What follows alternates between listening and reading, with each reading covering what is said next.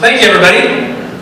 It's great to be with you this morning. Again, as we were together on Friday evening, that was wonderful. Talked about basically these three spiritual states of humanity. Those that are spiritually blind. We talked about the people that they don't recognize that there's anything after life. They think life, once you're done. It's all over. And if they could, they would get rid of any and all religion that they could, because they think it's just a heinous evil. There's those that have spiritual haze in their life. They can see something, they see some truth, they know that there is sort of a truth out there, and they're the ones that will typically build a religious system of beliefs that kind of revolve around them. That they can actually live up to some standard and receive something in the afterlife that's going to benefit them. And then there's those that have spiritual sight. And those are the ones that can see very clearly that there is a truth out there, and they live that truth. It's built into the core of who they are. And we kind of explored that and examined sort of who we are. Where are we in our spiritual life? Because I think that's important. And so today we're going to sort of keep following that flow, because today we're going to look at perspective. Perspective that builds an image that builds into expectations. So if you have your Bible, please open up to Exodus chapter 19. We're going to spend this session in Exodus chapter 19. So before we jump into this, I'd like to ask you to join me in prayer.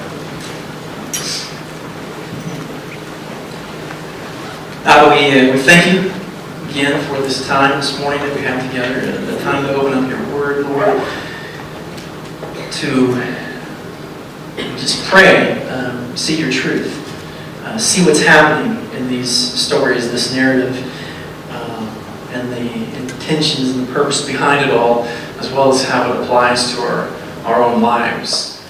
And so, Lord, I pray that in this moment we're able to remove all distractions, all thoughts that would take us away from this moment and bring us into another place, Lord, and we can just focus. We pray that your angels are protecting this place, that the evil may not enter into it, and that your Spirit, Lord, does a mighty work in the short time that we have together.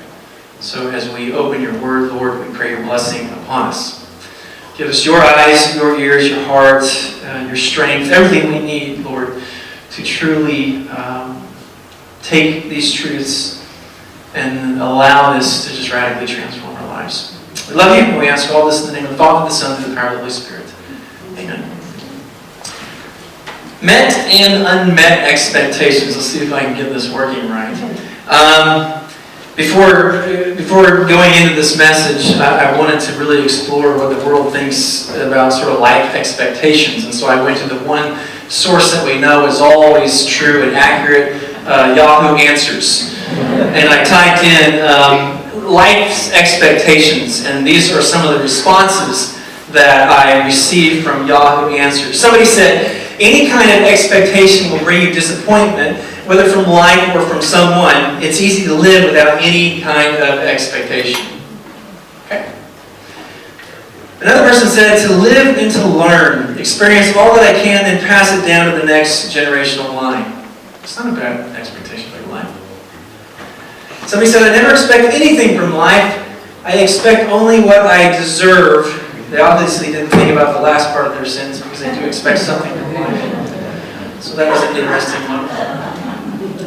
Another person wrote, I want to experience the freedom of self. I think a lot of Americans would say that's my expectation of life. I just want to experience me. Somebody said, die when it's over. Okay? They're spiritually blind. And another person said, my expectations from life would probably be something good, even if I have to go through very hard times. For you surely get what you expect from life, because even though it is unfair, it's still good. Okay? There were some more answers. Somebody said, don't blame people for disappointing you, blame yourself for expecting too much from them. Okay?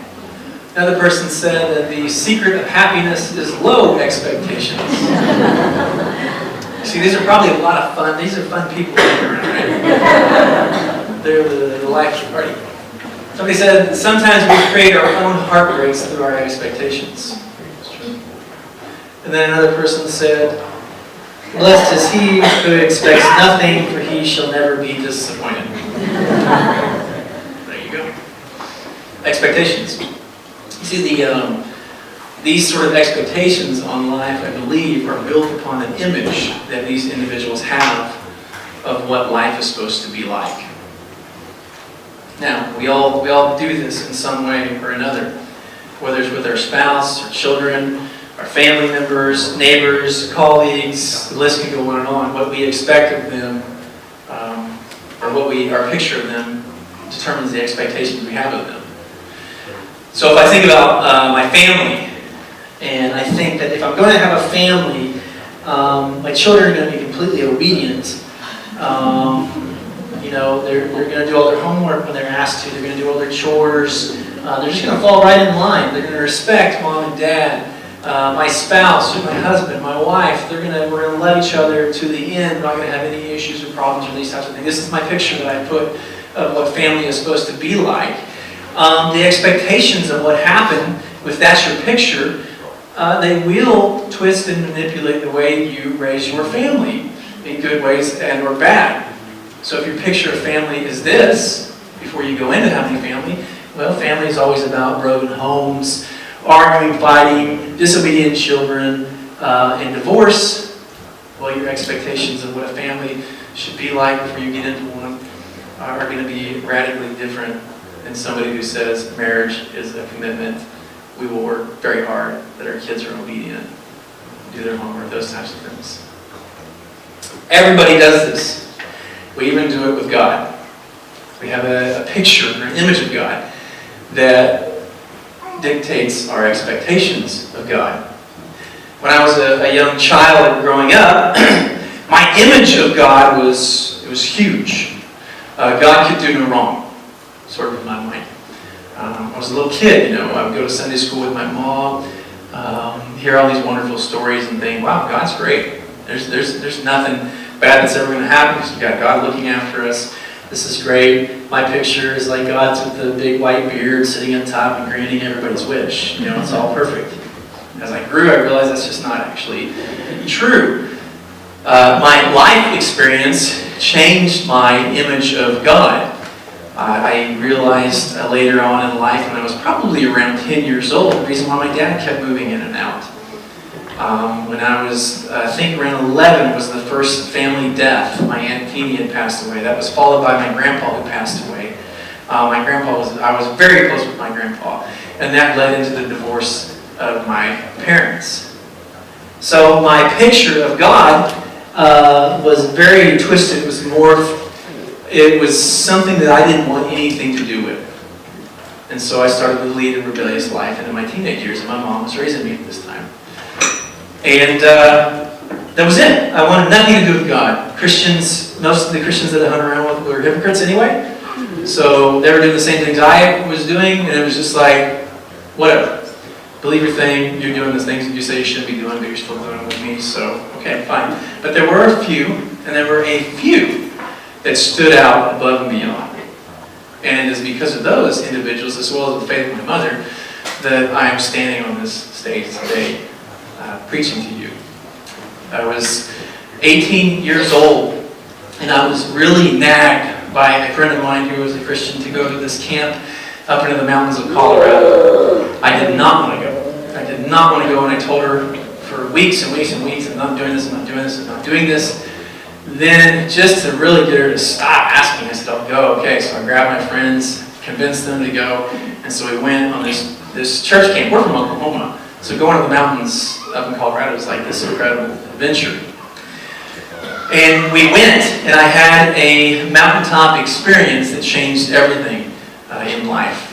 And we'll come back to that in a little bit, which led to new expectations from God, and it changed my purpose in life, as well as the way I use the gifts that God has given me. So, Exodus 19. We're going to come back to that story about my youth in a minute. Building upon the image of God. In this particular narrative, we're looking at the story of Moses and the Israelites as they go through their journey of life. And in Exodus 19, we come to the point where they have come out of Egypt. They have come basically before the mountain where they are going to be in the presence of God. Moses has been leading them this entire time. And if we know the story about Moses, his image of God goes from a very weak and pathetic image of God to a very strong and powerful image of God, which will change the expectations that he had of God. Let me give you the examples and show you how this worked out. When we first really come into the first interaction where Moses was talking with God, remember the burning bush, and he's calling Moses to go back, and he's going to go lead his people out of Egypt. Moses wasn't too sure God knew exactly what he was doing. He was at the point where he's really questioning God, he's doubting God, and he's saying, not so sure you know what you're calling me into, because Pharaoh is a pretty powerful, strong individual. And so, instead of being in this incredible mountaintop experience where he's actually speaking to the God of all creation and saying, okay, yeah, I'm in, I'm all in, let's go do this, we're going to go rescue the Israelites, he twists it and he says, I'm out. He goes, get me out of this. And he comes up with a lot of excuses. I want us to look at a couple of the first excuses that Moses used. Moses said in Exodus chapter 3, when he was talking with God and he's thinking about God compared to Pharaoh, one of his first excuses was, who am I that I should go to Pharaoh and should bring the Israelites out of Egypt?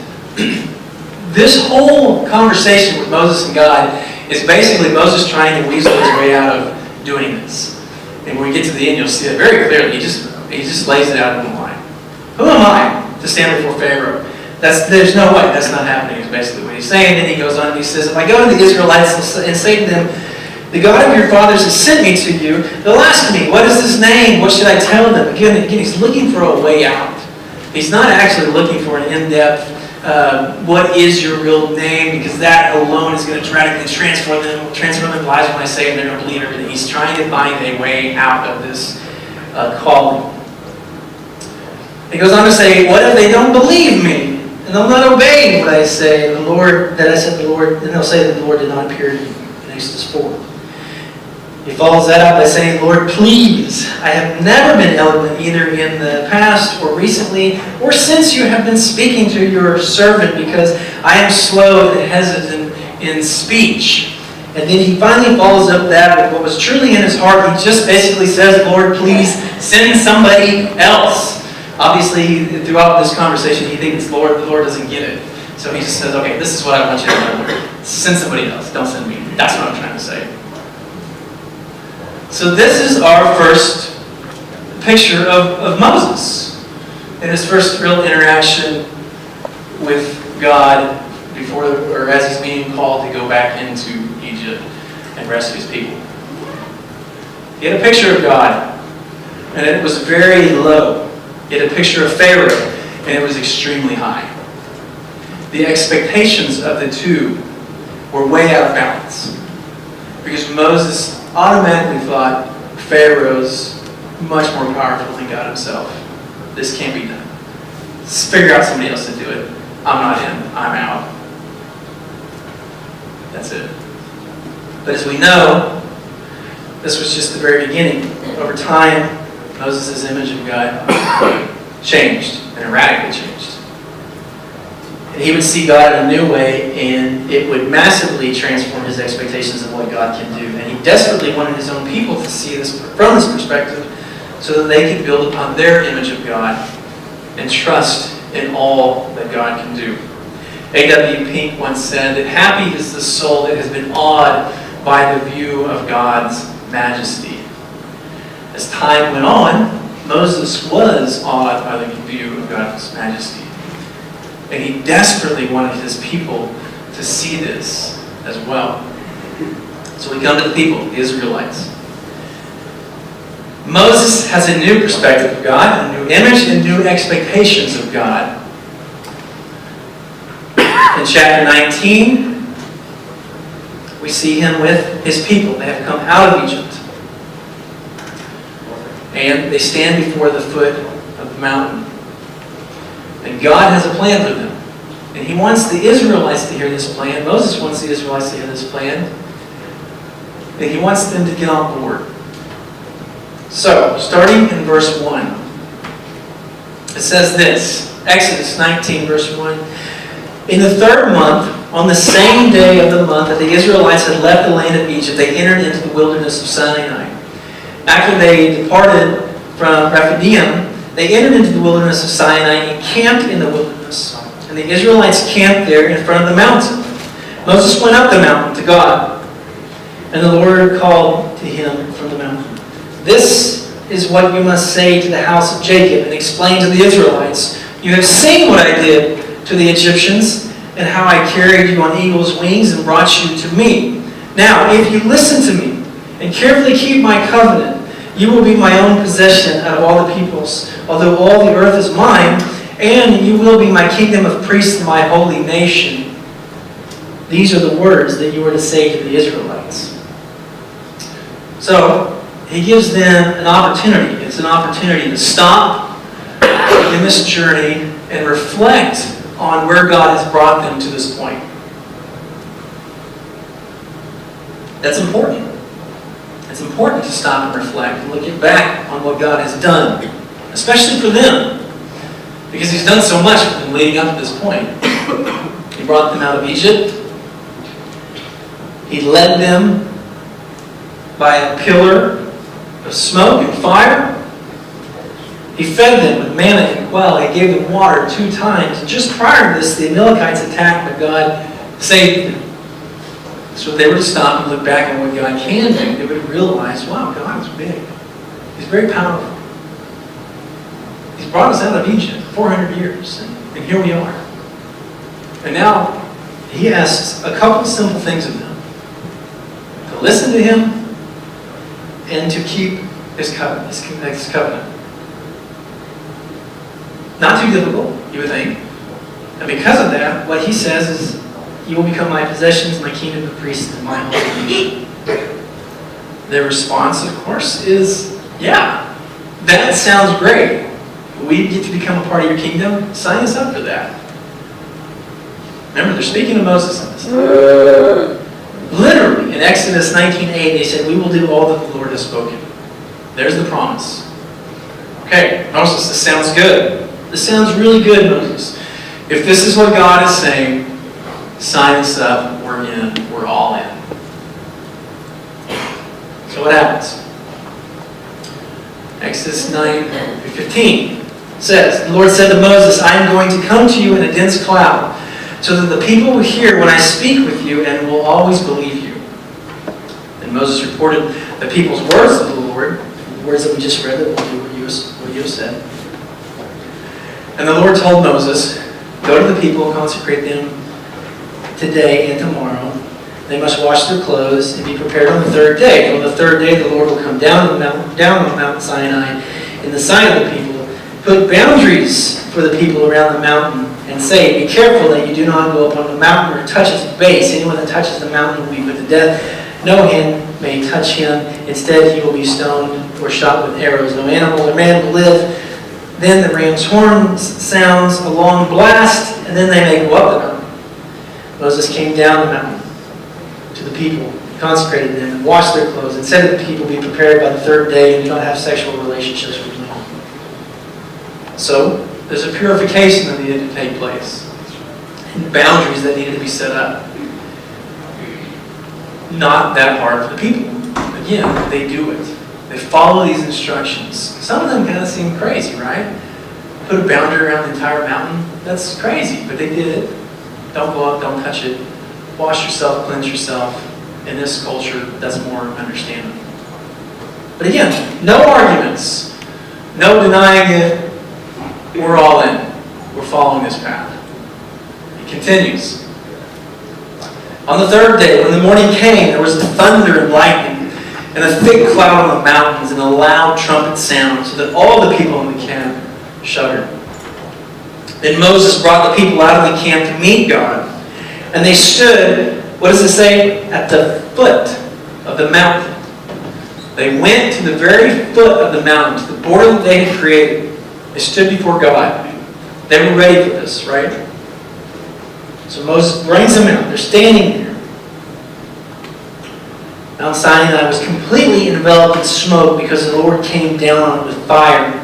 Its smoke went up like the smoke of a furnace, and the whole mountain shook violently. And the sound of the trumpet grew louder and louder, and Moses spoke, and God answered him in thunder. So Moses brought them to the foot of the mountain, exactly what they were supposed to be, where they were supposed to be, standing before the presence of God. God's presence comes down from the mountain, and it is a scary sight. It was even so for Moses. In Hebrews chapter 12, it describes this instance, and it says that when Moses was there, he was terrified and he was trembling. Even Moses hadn't seen what they were seeing at this time. We can't fully get the picture of what this is, but whatever it is, it even made Moses shake in his boots. Because he was scared in this moment. But this is where we start to see the differences between Moses and the Israelites. Even in his trembling, at the foot of the mountain, he goes back up the mountain. But when he comes back down, this is what he sees. Verse 18. All the people, chapter 20, verse 18 to 20. All the people witnessed the thunder and the lightning, the sound of the trumpet, and the mountain surrounded by smoke. When the people saw, they trembled and they stood, where? At a distance. You speak to us, and we'll listen, they said to Moses. But don't let God speak to us, or we're going to die. Moses responds to the people, do not be afraid, for God came to test you, so that you will fear him and you will not sin. And the people remained standing at a, what? Distance. Moses approached the thick darkness where God was. You see the difference? They changed their perspective. Instead of staying at the foot of the mountain, they distanced themselves from God. This is a crucial moment in Moses' life. He has two choices. When he comes down the mountain, his people aren't there. Where are they? Oh my goodness, they're way out there. So he goes out and he meets them at a new camp where they distance themselves. His two choices are, I stay with my people or I turn and go back and face God. And what does he do? He turns around and he goes back. A good friend of mine once said that sometimes you have to turn to see God's glory. See, the world is pulling away from God and distancing themselves from God. And there will only be a few that turn and say, no, this is the right direction to go. This is the perspective we need. The further you get away from the glory of God, the more messed up your image and perspective of God will be. The closer you get, it radically changes everything. Moses said, I'm going that way. So Moses goes through this with his people.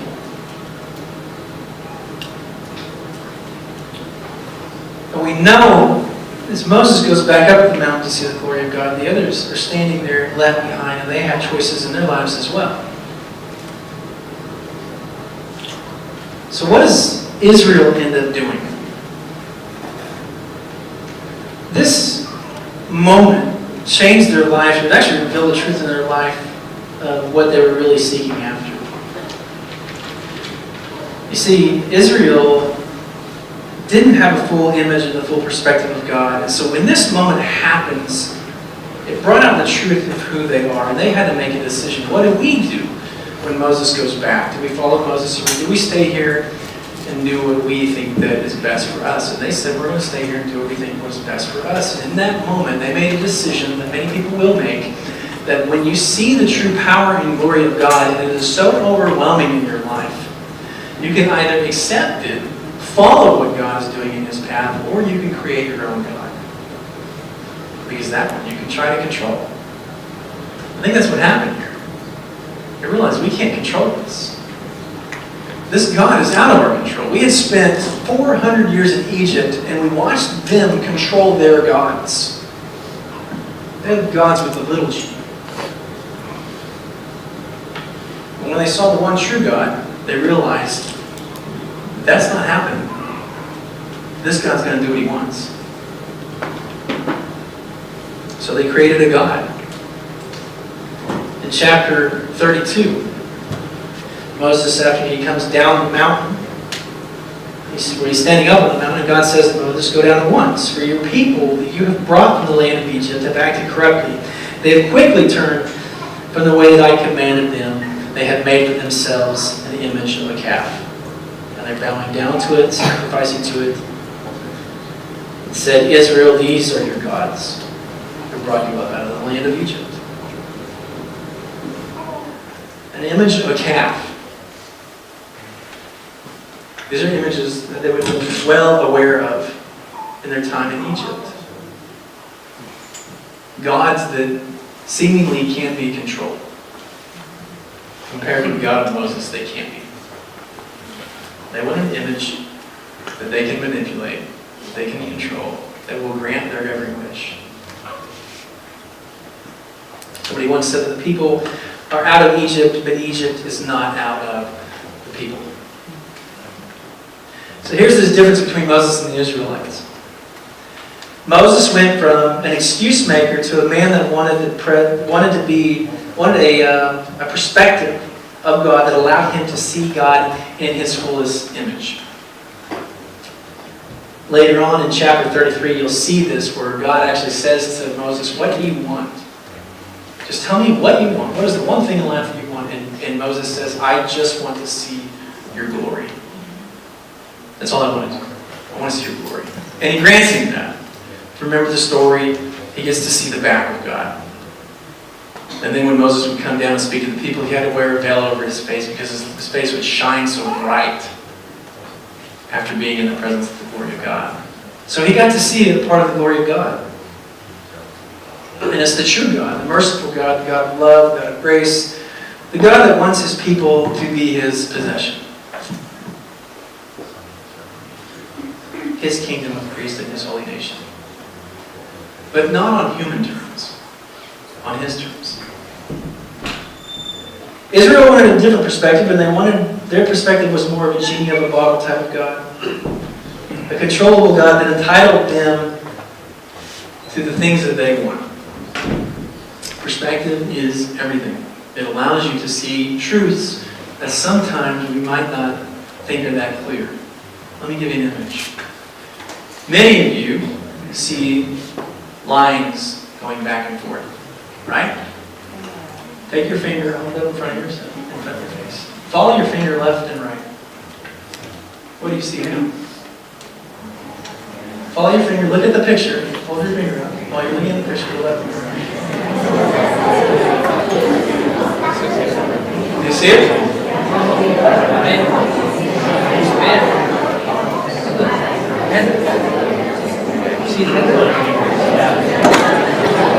There's a panda there.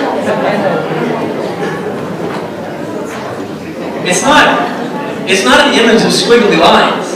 It's actually an image of a panda. See, perspective changes everything. It changes the image that we see, and it can reveal the truth.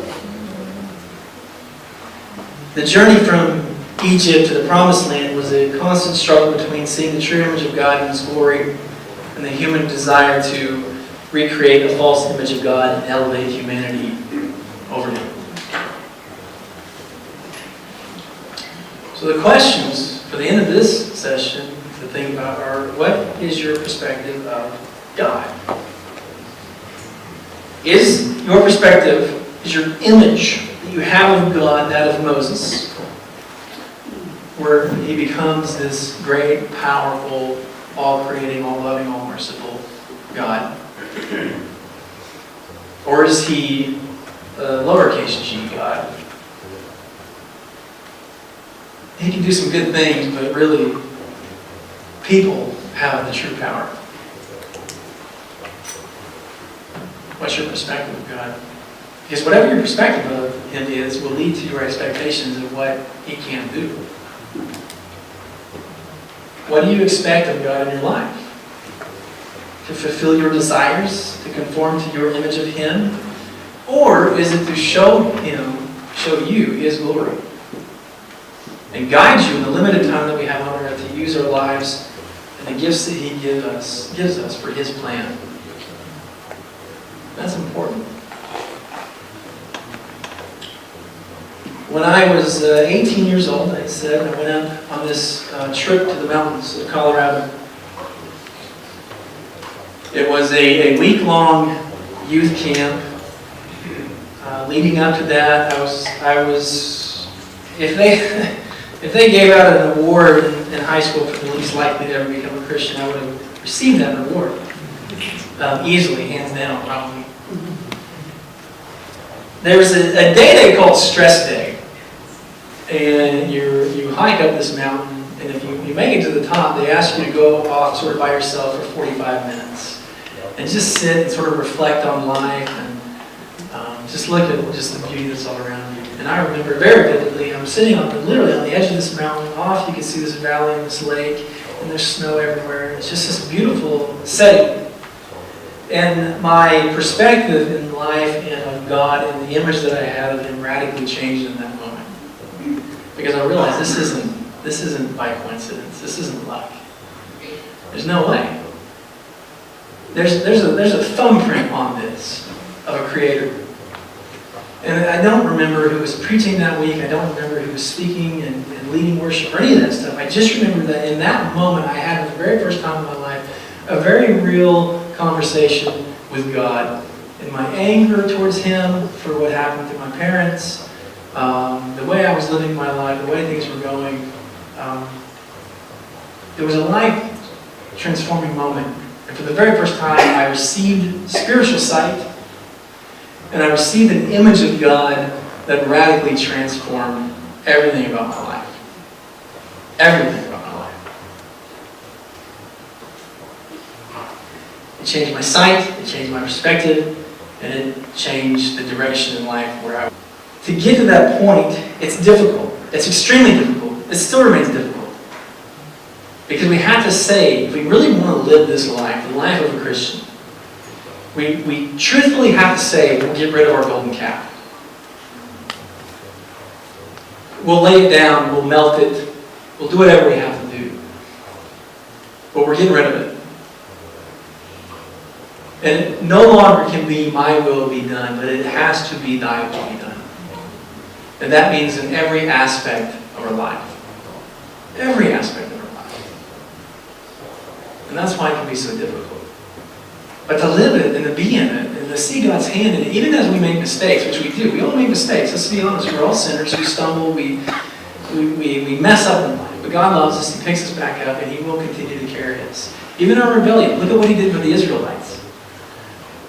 As they traveled through this experience with them, their perspective and image of Him was completely off.